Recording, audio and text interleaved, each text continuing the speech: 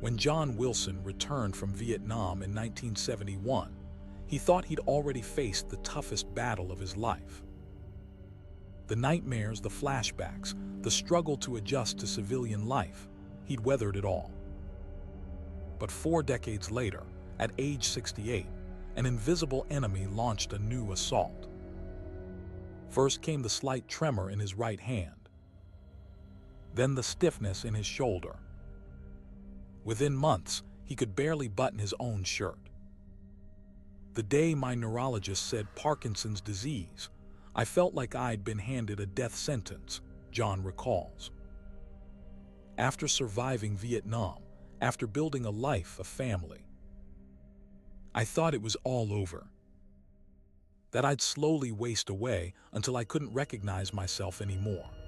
But what happened next defied everyone's expectations, including his own. John's journey with Parkinson's began like many others, with subtle changes that were easy to dismiss. As a retired construction foreman who prided himself on physical strength, he initially blamed age for his symptoms. I dropped tools occasionally. My wife noticed I wasn't swinging my right arm when we took our evening walks. I figured, hey, I'm pushing 70, what do you expect? But deep down, I knew something wasn't right. After months of denying these changes, it was his daughter who finally convinced him to see a doctor. The neurologist ran a series of tests, observing John's movements, muscle rigidity, and balance. The diagnosis came in spring 2015, Parkinson's disease. I remember sitting there while the doctor explained about dopamine and brain cells and medications. But all I could think was, this is it. This is how I go out. Not in a blaze of glory in Vietnam, but slowly falling apart, piece by piece, burdened to my family. For the first 6 months after diagnosis, John retreated into himself. The medications helped somewhat with the tremors, but the side effects left him dizzy and nauseous. He stopped going to his weekly veterans meetings, gave up woodworking, his lifelong hobby, spent most days in his recliner, watching the History Channel and feeling his world shrink around him. My wife Mary would try to get me moving, but I'd snap at her. Why bother? That's what I kept thinking. Why fight a battle you can't win? The turning point came from an unexpected source, a fellow Vietnam veteran named Mike, who showed up at John's door one rainy November afternoon. Mike and I had served in the same unit. Hadn't seen him in years. He took one look at me sitting in that recliner and said, "Wilson, you survived the Mekong Delta. You're not going to let some tremors take you down, are you?" Mike had been diagnosed with Parkinson's 3 years earlier. But unlike John, he looked vital, energetic, moving with purpose despite an occasional tremor. He told me about this specialized movement therapy program he joined. Said it was specifically designed for people with Parkinson's. I was skeptical. Exercise. I could barely walk across the room without shuffling. But something about seeing his old combat buddy standing tall despite the same diagnosis sparked something in John. A week later, he reluctantly agreed to attend a session at the local community center. That first class, I almost walked out. There were about 15 people, most with more advanced symptoms than mine. I thought, this is my future and it's terrifying. But then the instructor, this young woman named Sarah, put on some Creedence Clearwater Revival, my old Vietnam soundtrack, and something just clicked. What John didn't know then was that he was participating in an approach backed by growing scientific evidence. Research has consistently shown that intensive, specific movement therapies can create significant improvements for people with Parkinson's disease. Sarah explained that while medication manages symptoms, movement therapy might actually slow progression. Something about neuroplasticity, the brain's ability to form new connections even when parts are damaged. The program John joined combined elements of boxing, dance, balance training, and big, exaggerated movements specifically designed to counteract the shrinking motions that characterize Parkinson's. The exercises seemed almost ridiculous at first. We'd march across the room taking huge steps, swinging our arms like we were in a parade. We'd punch boxing pads with full extension. We'd practice getting up from the floor over and over, something that terrified most of us. Unlike traditional physical therapy, this program emphasized intensity, rhythm, and cognitive challenges alongside physical movement. Sarah would make us count backward by sevens while marching. Or we'd have to follow complex stepping patterns to music. It was frustrating, exhausting, and oddly exhilarating. 3 times a week, John would attend these 90-minute sessions. At first, Mary had to practically drag him there. But by the 3rd week, something had changed. I noticed I could get out of bed more easily in the morning. My shuffle had improved slightly. And for the first time since my diagnosis, I felt like I was fighting back. Not just waiting for the disease to take its course. Perhaps the most unexpected benefit came from the community John found in his therapy group. Of the 15 participants, 4 were fellow veterans, 2 from Vietnam, 1 from Desert Storm, and a younger man who'd served in Afghanistan. We started calling ourselves the Shaky Vets Brigade. Dark humor, sure, but it gave us identity beyond being patients. We'd covered each other in combat, and now we were covering each other through this battle. The camaraderie became as important as the physical movements. When someone had a bad day, freezing in place or struggling with balance, the others would rally around them.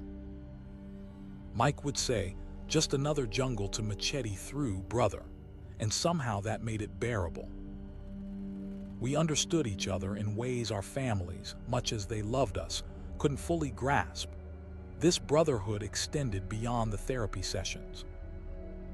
The veterans began meeting for coffee beforehand, sharing tips on managing symptoms, discussing medication side effects, and sometimes just remembering their service days. One day, I realized we were laughing. Actually laughing. About our symptoms. Tom would get the frozen face that comes with Parkinson's, and we joke he was doing his best poker face. Dark humor was our way through Vietnam, and now it was helping us through this. 6 months into the program, John's neurologist was stunned by his progress. His shuffling gait had improved significantly. The tremor in his right hand, while still present, had decreased in intensity. His balance test showed marked improvement.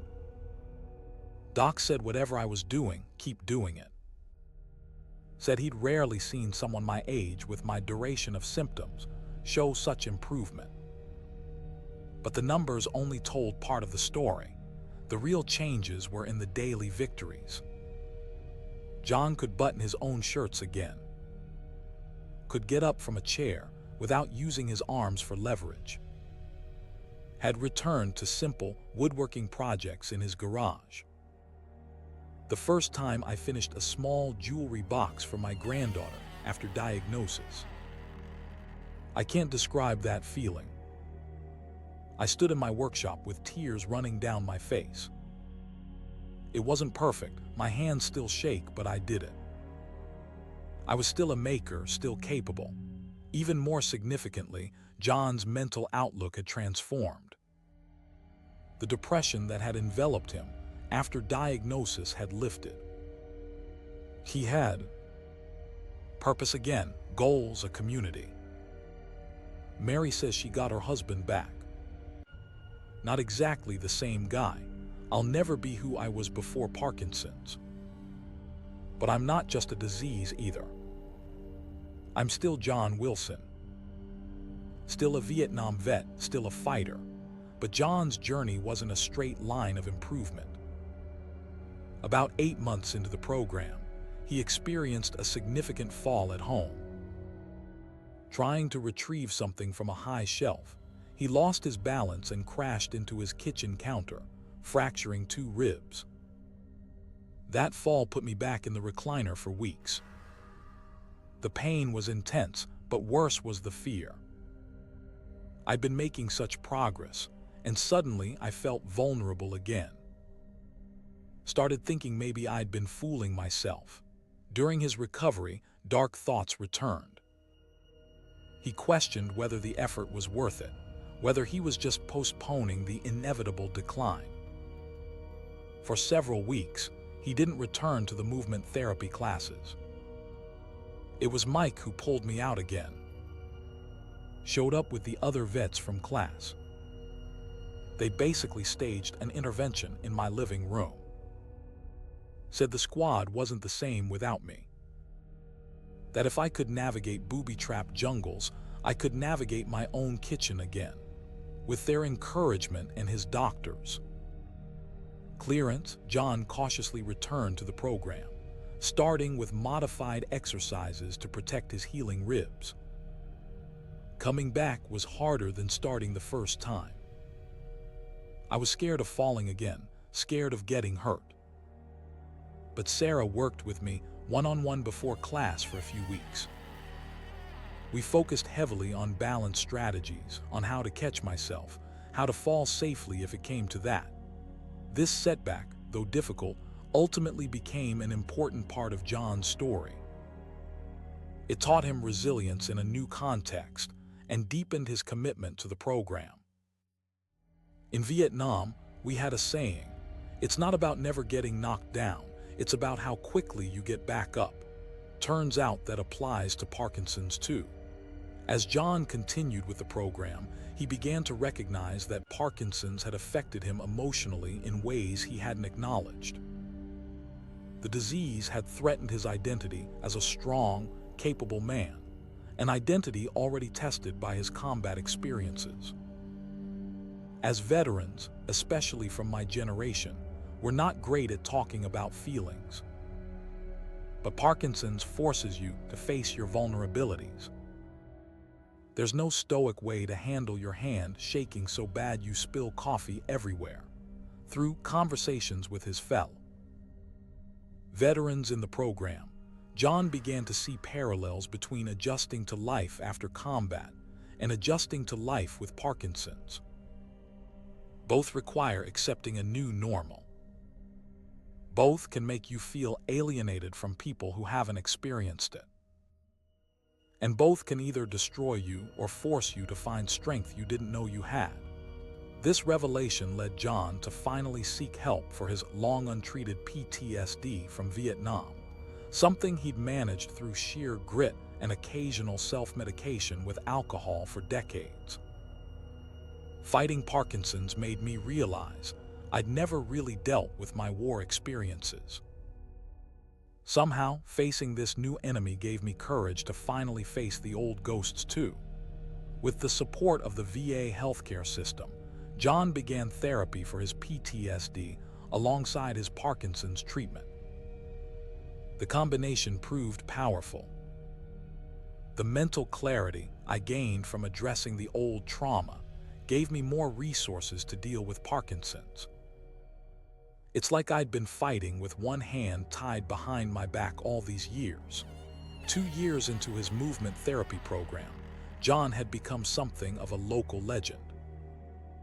Not only had he maintained his functionality far beyond what his initial prognosis suggested, but he'd become an advocate and mentor for newly diagnosed patients. When I see that shell-shocked look in someone's eyes at their first class, that same look I had, I make a beeline for them. Tell them my story. Show them what's possible. John and his Shaky Vets Brigade began volunteering at the VA hospital, speaking with veterans newly diagnosed with Parkinson's. They created an informal support network, sometimes even providing transportation to therapy sessions for vets who couldn't drive. "We approach it with military precision," John laughs. "We have a phone tree, a pickup schedule, even a backup plan for bad weather days. Once a Marine, always a Marine, even with tremors." This sense of mission gave John's life new meaning.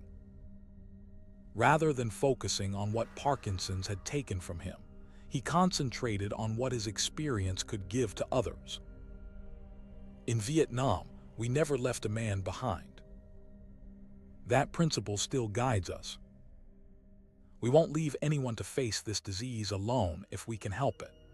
John's neurologist began referring newly diagnosed patients to him for mentoring, particularly veterans who were resistant to therapy or support groups. His straight-talking, no-nonsense approach resonated with many who might otherwise have retreated like he initially did. "I tell them, look, you can either let Parkinson's happen to you or you can happen to Parkinson's," usually gets their attention. Throughout his journey, John has remained clear-eyed about the reality of his condition. Movement therapy hasn't cured his Parkinson's. He still takes medication. He still has good days and bad days. The disease is still progressive. I'm not selling false hope here. I still have Parkinson's. Some mornings I wake up stiff as a board. My left side is now showing symptoms too. This disease is still marching forward, but the difference, he emphasizes, is in the quality of life along that journey and potentially in the rate of progression. Without the program, where would I be now? Probably in a wheelchair already. Probably dependent on Mary for basic care. Instead, I'm driving, I'm woodworking, I'm helping others. The disease is advancing, but I'm not surrendering territory without a fight. John's neurologist confirms that while his Parkinson's continues to progress, it appears to be doing so at a slower rate than typically expected. Whether this is due to the movement therapy, John's mental attitude, or simply good fortune is impossible to determine with certainty. "Doc says I'm an outlier. That my symptoms should be more advanced based on my initial presentation." He's now recommending movement therapy to all his patients. For John, the science behind why he's doing better than expected matters less than the reality that he is. And that reality has transformed not just his prognosis, but his entire approach to the final chapters of his life. "Before my diagnosis, I was coasting toward the end, if I'm honest. Watching TV, having a few beers, not really engaged. Parkinson's, strangely enough, woke me up. Made me present for perhaps the first time since Vietnam." As John's third year with Parkinson's approached, the impact of his journey began extending far beyond his personal experience. The movement therapy program that had once hosted a single class 3 times weekly had expanded to daily sessions, with specialized classes for different ability levels and symptom presentations. We outgrew the community center. Now we're in this big space, donated by a local business owner, whose father had Parkinson's. We've got over 60 regular participants. The Shaky Vets Brigade had grown to include 12 veterans spanning service from Vietnam to Afghanistan. They'd secured a small grant from a veterans organization to provide transportation assistance for any veteran with Parkinson's who wanted to join the program. We've got a 92-year-old Korean war vet who comes twice a week. Uses a walker, but by God, he does the exercises. Says it's not his first invasion and won't be his last. local medical professionals had taken notice as well. What began as John's personal recovery story had helped catalyze greater awareness about the importance of movement therapy in Parkinson's treatment. The local neurology practice now includes information about the program in their standard care protocols. Doctors are actually prescribing our class now, writing it on prescription pads, movement therapy 3 times weekly. That's validation we never expected.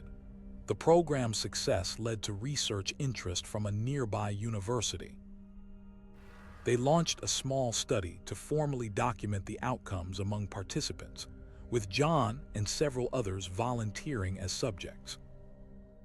They're measuring everything: our gait, our tremor intensity, our balance, but also quality of life indicators, depression scores, social engagement. They're looking at the whole picture, which is what matters. This academic interest has raised the possibility that the program could become a model for other communities, potentially helping thousands of people with Parkinson's across the country. If our little group of shaky vets can help establish something that benefits Parkinson's patients everywhere, well, that would be a mission accomplished beyond anything I could have imagined. Today, nearly 4 years after his diagnosis, John Wilson's life bears little resemblance to the grim future he envisioned that day in the neurologist's office. At 72, he still lives independently with Mary in their small ranch house. He drives locally during daylight hours. He's completed dozens of woodworking projects, proudly displaying photos of each on his phone. Most mornings, you'll find him at the Movement Therapy Center, either participating in class or mentoring newcomers. His right side tremor remains, and his left side has developed milder symptoms, but his functionality defies typical expectations for someone 4 years into a Parkinson's diagnosis. Am I cured? No. Will this disease eventually progress? Yes. But I've gained years of quality life I might not have had. And I've found purpose in helping others do the same. John pauses, looking down at his hands, the craftsman's hands that still create despite their occasional shaking. You know, in Vietnam, we never knew what was coming around the next bend in the jungle. You just kept moving forward anyway. That's what I've learned to do with Parkinson's. Keep moving forward. Literally, for those newly diagnosed with Parkinson's disease, John offers this hard-won wisdom. Don't do what I did initially. Don't retreat. Don't give up. Find a movement program specifically designed for Parkinson's. Connect with others fighting the same battle. It won't stop the disease, but it might just give you back your life while you're living it. He smiles, the deep lines around his eyes crinkling. And if you're a veteran like me, remember, you've already survived one war. You've got what it takes to face this one too. As we used to say in the jungle, keep moving, stay alert, and never leave a man behind. If John Wilson's story has resonated with you or someone you love is facing a Parkinson's diagnosis, please reach out to your local Parkinson's support organization to find movement therapy programs in your area. You can also visit our website at parkinsonsmovement.org for resources, research updates, and connection to local support groups.